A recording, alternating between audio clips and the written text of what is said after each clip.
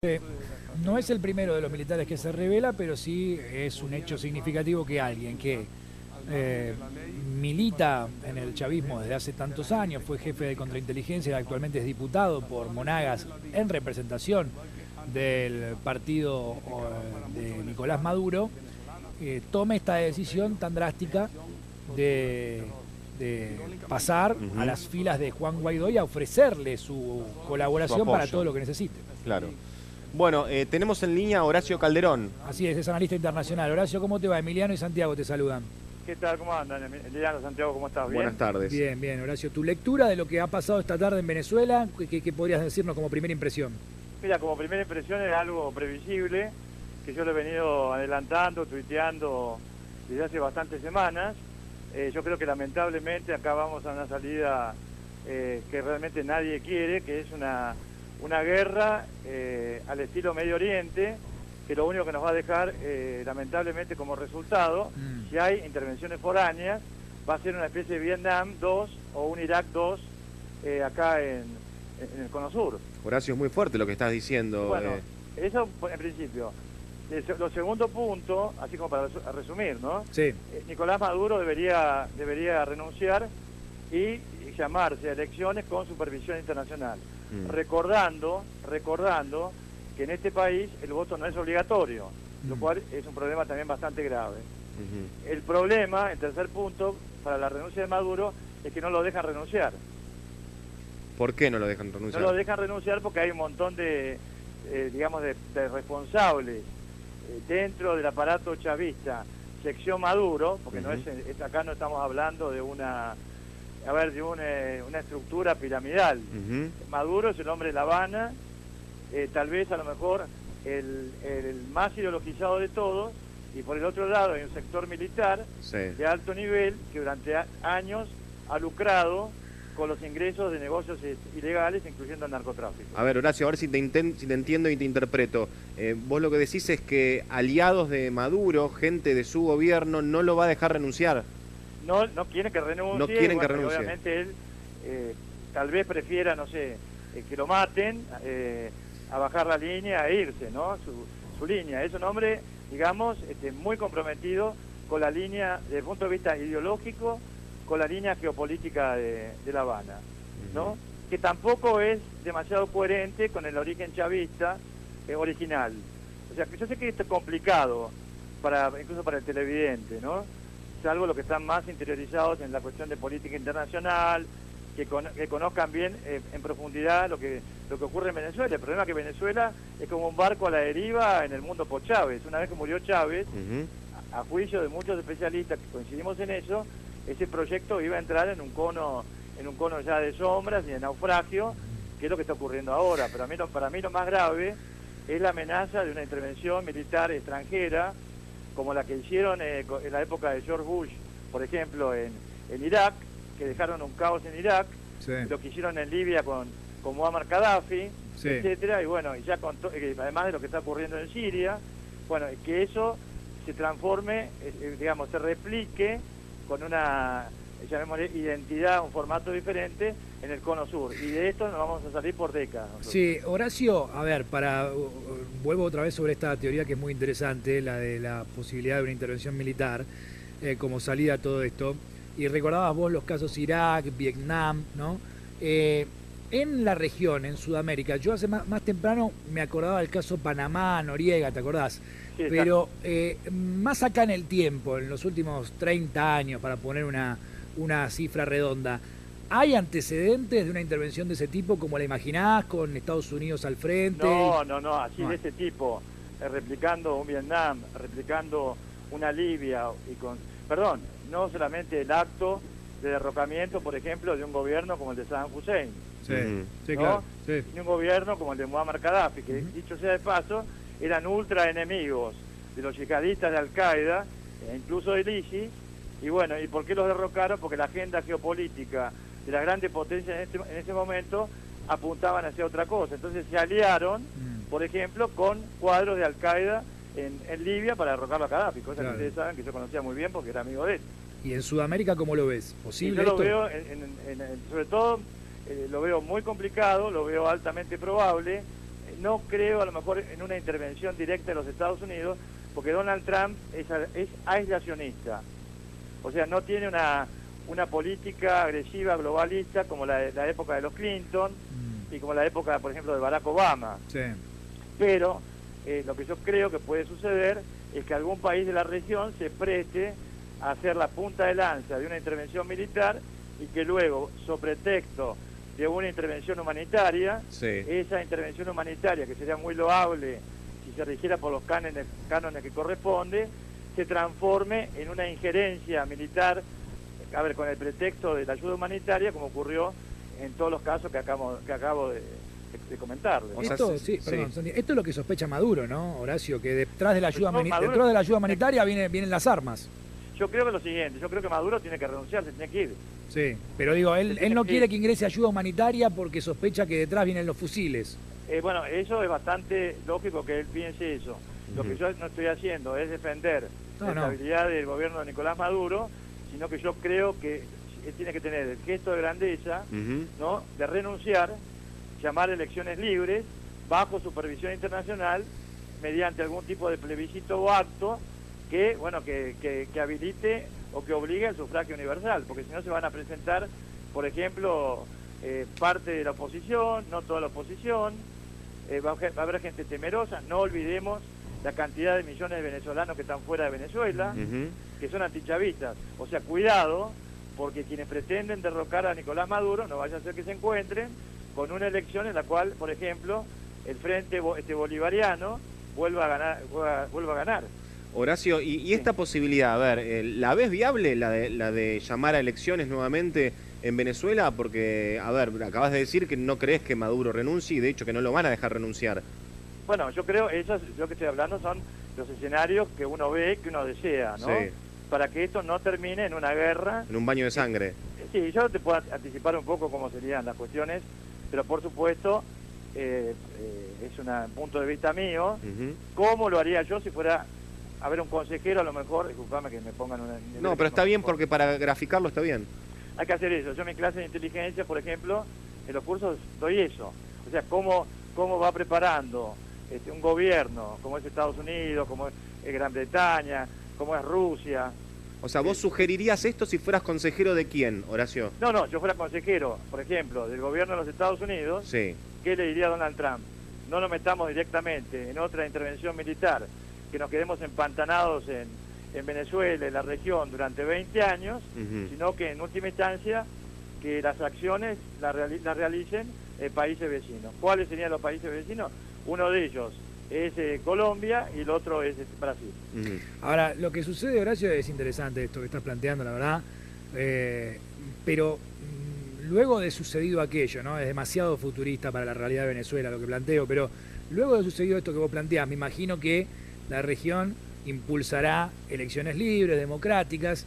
¿Qué pasa si en esa elección libre, democrática, convalidada y legitimada por la comunidad internacional, ¿Vuelve a ganar el chavismo? Vuelve a ganar el chavismo, porque vos decías muy bien, hay muchos antichavistas fuera de Venezuela, el éxodo fue muy grande, y los que quedaron... en las elecciones gana el chavismo. A ver, si yo ¿por qué Maduro habla de elecciones libres? Maduro habla de elecciones libres precisamente por eso, al no ser el voto obligatorio, por un precepto constitucional, ¿no? Sí. Hay que aclarar, hablando de constitución, que la constitución de Venezuela no es una constitución democrática al estilo occidental.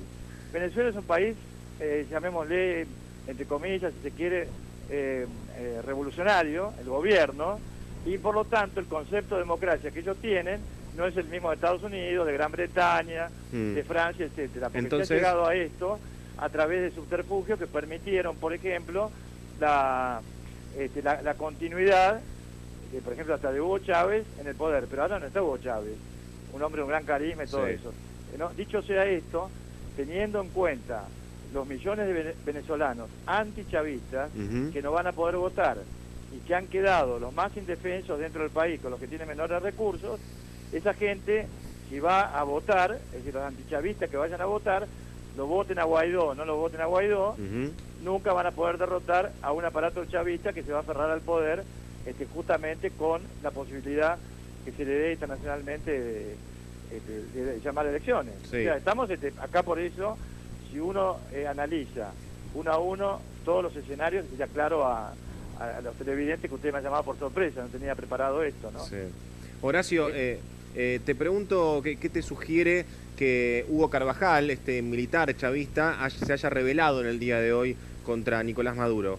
Bueno, yo creo que, siendo yo profesor de inteligencia, te diría que este hombre ha sido reclutado por alguna agencia extranjera. ¿Qué significa eso? Que lo reclutó la CIA o alguna agencia, obviamente, vinculada a una posible intervención en Venezuela. Y es bastante claro. Yo te lo digo porque es de manual, ¿eh? Sí, por supuesto. Horacio, de hecho, tiene un pedido de extradición de Estados Unidos. Yo decía hace un rato, quizás fue alguna moneda de cambio, ¿no? Es decir, porque un hombre que está perseguido por causa de narcotráfico, que Estados Unidos ha reclamado su extradición, que fue detenido en Aruba cuando fue cónsul enviado por el propio Maduro, de repente se revela, además de haber sido elegido diputado nacional por el chavismo para la Asamblea Nacional, hoy salta a las filas de Guaidó, no da la impresión de ser casual, ¿no? No, no es para nada casual. ¿Perdón? Sí, te escuchamos.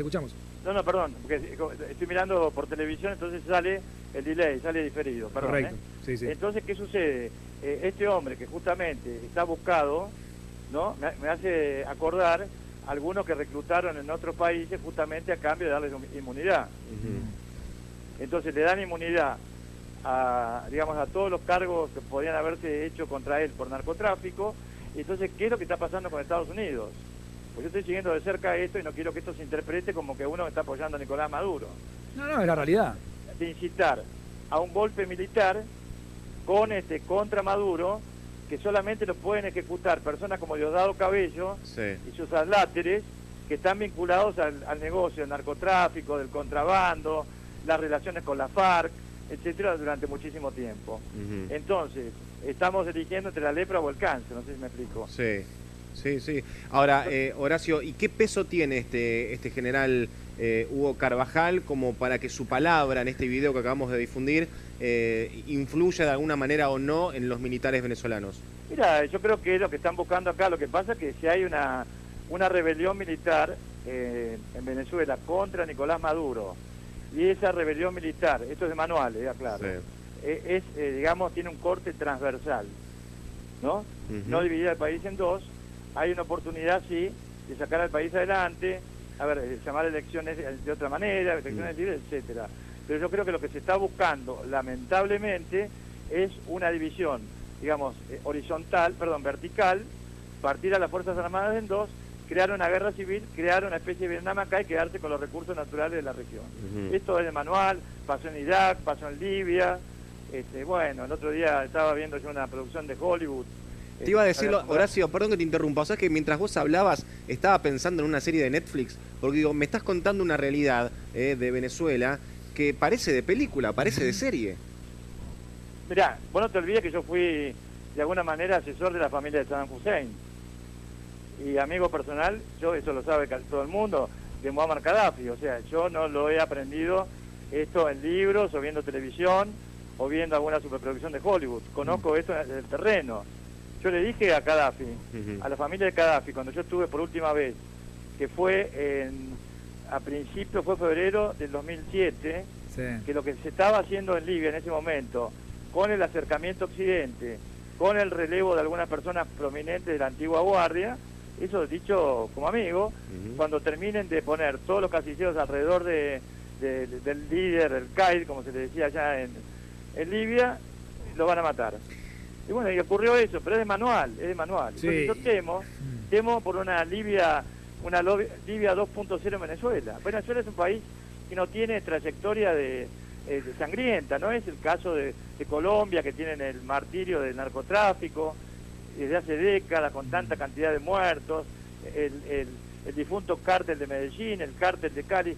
El venezolano no tiene experiencia sangrienta, más de choques que han habido esporádicamente dentro de Venezuela entre el aparato chavista y los que están en la oposición.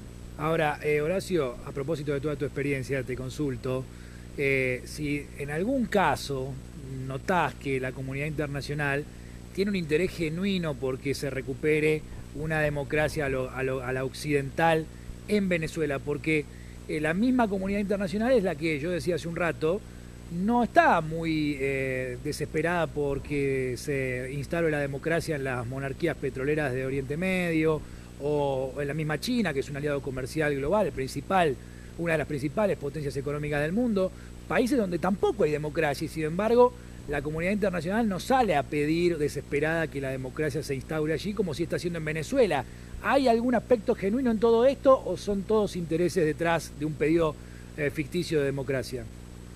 Bueno, vos como experto en la materia, en política internacional, sabés que por la plata baila el mono, dice el refrán, muy poco académico. Sí. Entonces, ¿qué sucede? Yo no veo intervenciones humanitarias, por ejemplo, en países africanos donde hay, no hablemos de discriminación, donde hay matanzas tribales, porque esos países no tienen recursos naturales. Y cuidado, que yo creo que todo esto forma parte de agendas geopolíticas que se plantean, y eso vos conocés muy bien, cómo se manejan estas cosas. Hay un golpe que parece hasta ridículo, porque a lo mejor decía de Donald Trump. Cuando Barack Obama era premio Nobel nadie decía nada, fue un desastre su presidencia, ¿no? Entonces lo que yo creo que acá hay intereses creados que por ejemplo no han permitido el caso del esclarecimiento del periodista Khashoggi, que desapareció en la embajada de Turquía porque alguien desde Arabia Saudita le ordenaron matarlo. De hecho, el príncipe Salmán había prometido una bala para él, ¿no? No, exacto, pero al margen de que no haya sido el príncipe, que haya podido ser a lo mejor alguien que quería fortalecerlo al príncipe, sacando a este hombre del medio, que se les haya muerto en un interrogatorio o de un infarto, después no sabían qué hacer con él. Bueno, dejemos eso de lado. Lo cierto es que, como muy bien acabás de decir vos, países occidentales no se preocupan, por ejemplo, por los tan proclamados derechos humanos en Arabia Saudita o en otros países similares, donde no hay derechos humanos, simplemente porque esos países compran decenas de billones de dólares estadounidenses por periodos X, por ejemplo, de armamento, con lo cual mantienen las industrias bélicas, etcétera, ¿no? O sea que yo concuerdo contigo, que es excelente tu conclusión, que esto se debe a razones de orden geopolítico, geoeconómicas, son geoestratégicas para ganar espacio, como estos famosos juegos a veces que hay virtuales ahora, antes no.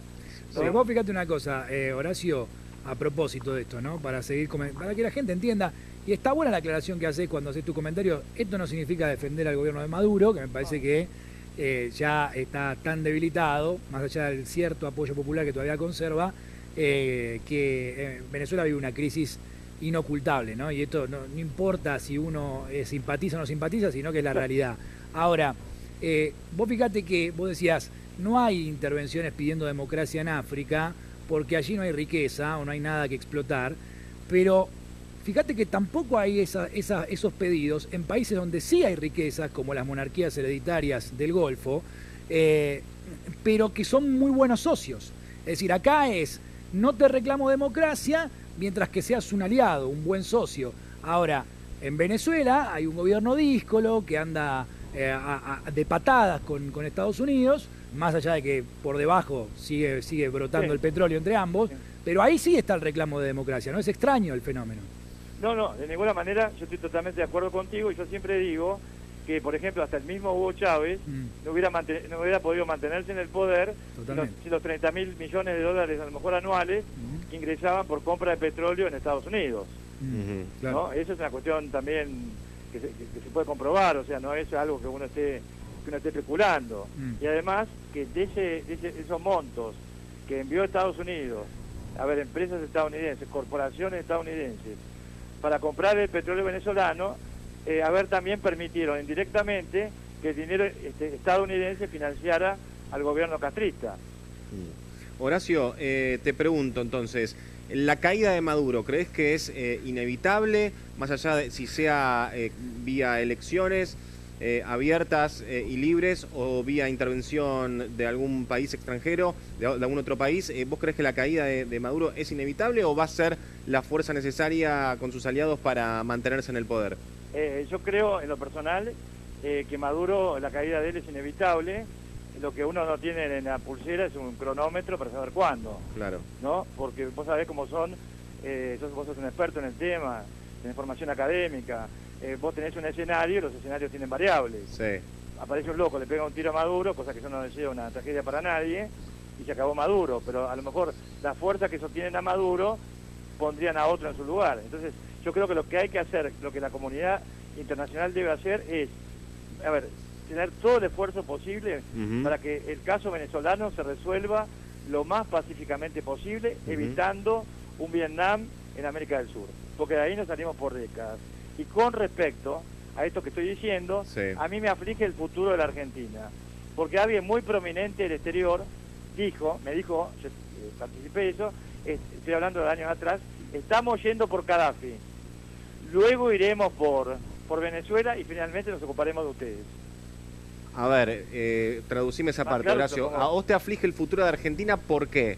Me aflige porque, si en Venezuela, Sí. si en Venezuela llegara a haber una especie de intervención militar Sí. o una guerra civil que justifique una injerencia militar, diferenciémoslo esto de lo que es la ayuda humanitaria, etcétera, etcétera, que el día de mañana se creen o nos creen un problema en la Argentina, por ejemplo, y que con ese mismo pretexto que se utiliza en Venezuela, accionen actores en nuestro país para provocar un escenario similar. Bien, Horacio, la última. Vos decías que en esta reunión la Argentina figuraba como un objetivo quizás un poco más tardío, pero posible. ¿En cualquier escenario político lo imaginás? Por ejemplo, con la continuidad del actual gobierno o con un cambio de tendencia. Con el actual gobierno tal vez no, pero ¿qué sucede si, por ejemplo, el presidente Mauricio Macri, yo no soy oficialista, ¿qué estoy hablando? Sí. Sin sesgo ideológico. Sí. Vos me conocés desde hace mucho tiempo, cuando yo digo algo, no me importa si estoy quedando bien con el gobierno. Yo fui un crítico extremo de, por ejemplo, de la conducción de Héctor Timerman y de un montón de ministros, Aníbal Fernández ni hablar, del gobierno anterior. O sea, no significa que con esto yo me estoy alineando con el gobierno actual. Yo creo que Mauricio Macri, como presidente argentino, nos ha comprometido a nosotros en un bando determinado. Sí. Si se produjera esta guerra civil, entonces que se le quita a la Argentina la persistencia de la doctrina Drago, Sí. que la tenemos desde el año 1903, ¿no? Que fue creación del canciller Drago, hay que recordar esto, de no intervención en asuntos internos de otros países. Bien. Entonces, si vos estás promoviendo la intervención militar, por ejemplo, de un conjunto de países en Venezuela, Sí. ¿con qué autoridad jurídica o moral o de continuidad doctrinaria nos vamos a defender nosotros Claro. el día de mañana para decir no nos ataquen? Entiendo. Horacio, te agradezco muchísimo tu No, por tiempo, realmente muy interesante todo tu análisis y gracias por la comunicación. Discúlpeme que fue una cosa muy rápida. No, la verdad que muy interesante todo lo que nos contaste. Muchas gracias, Horacio, hasta luego. Bueno, escuchábamos a Horacio Calderón.